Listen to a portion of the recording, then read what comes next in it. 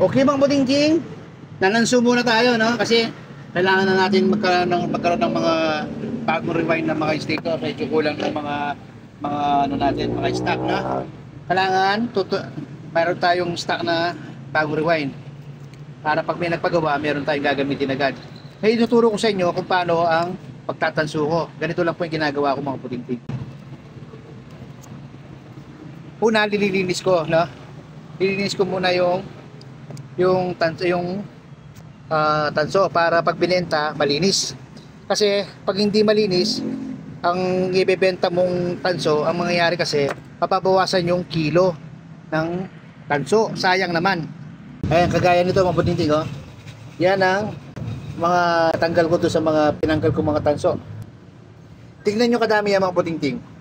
Diyan sila magma-minus ng tanso. Kaya kailangan malinis. Kagaya po nito mga budingking, oh.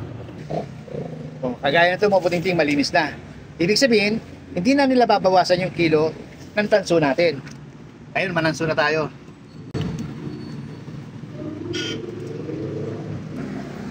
Tapos titignan ko lang kung saan yung dulo para mailang. Ayan, nakita ko na yung dulo. Para isang ilan, no? Tapos ngayon, gagamit lang tayo ng gunting. No? Puputulin lang natin ganyan yung mga magnetic wire.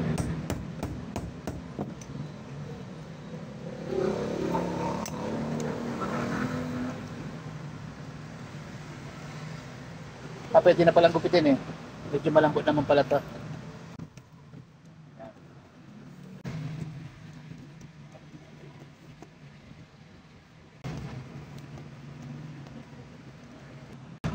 Pag nanananso kayo mga budingking, kailangan pagsamasamahin yung mga tanso, iwalay nyo yung ganito, oh, yan, aluminum. Kasi pag nakita po nila yan, baka isipin nila lahat ng mga binibenta nyong tanso may inahaluan nyo ng aluminum na magnetic wire. Para hindi na kayo pag inalangan, mas maganda, malinis na kung tanso, kung aluminum. Dahil naputol na natin sa ilalim, tatanggalin natin ang magnetic wire. Ayan, hinihila po natin pataas yung mga tanso para sabay-sabay lumabas. Gamit ng cutter, na. Ayan. Tagal na.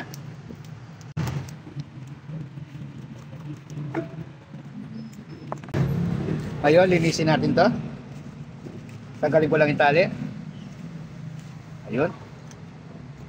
Ayan na. Malinis na. No, wala na sa tali.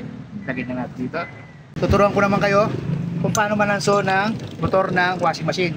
Ito wala na akong hindi na mahalaga sa akin ang bakal na to. No? Mahalaga lang sa akin ang mga bakal ng mga stator ng bakal ng electric fan. Kasi dito magpapariwind. Yung ganito kasi stator ng washing machine, hindi ko na pinapariwind to eh. Assembly na yung sa akin eh. Buong motor na po binibenta ko at ginakabit ko sa mga ginagawa kong washing machine. Ngayon, gagawin po natin.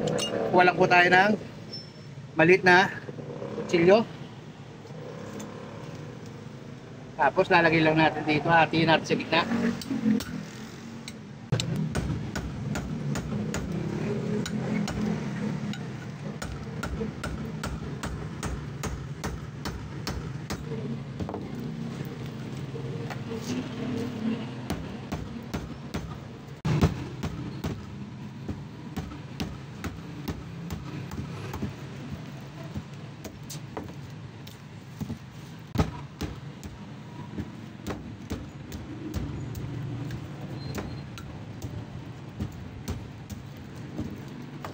Tapos ito, lalagay natin sa kalakal na bakal. Itong bakal natin, halo-halo na to, no? May mga ano ng motor, may mga shafting, ayan, marami yung mga pinagkalaga natin shafting, ayan, dami, oh. Ayan, ayan. Marami yan, halos shafting bushing ang laman ito. Yung mga laman itong, kasi summer ngayon, kaya lahat ng ginagawa ko ngayon, puro shafting bushing, no? O sige, pupunta na tayong junk shop nito mga budingking. Papakita ko sa inyo magkano kilo ng bakal, magkano kilo ng tanso, at magkano ang kilo ng aluminum. Ito ang ating aluminum. Ito ang tanso. At ito ang ating mga bakal. O, tara na. Tara, let's go na.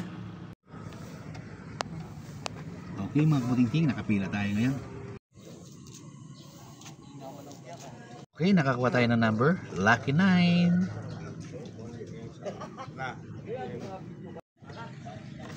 Ayan na. Simula na ang pagbebenta ng kalakal natin.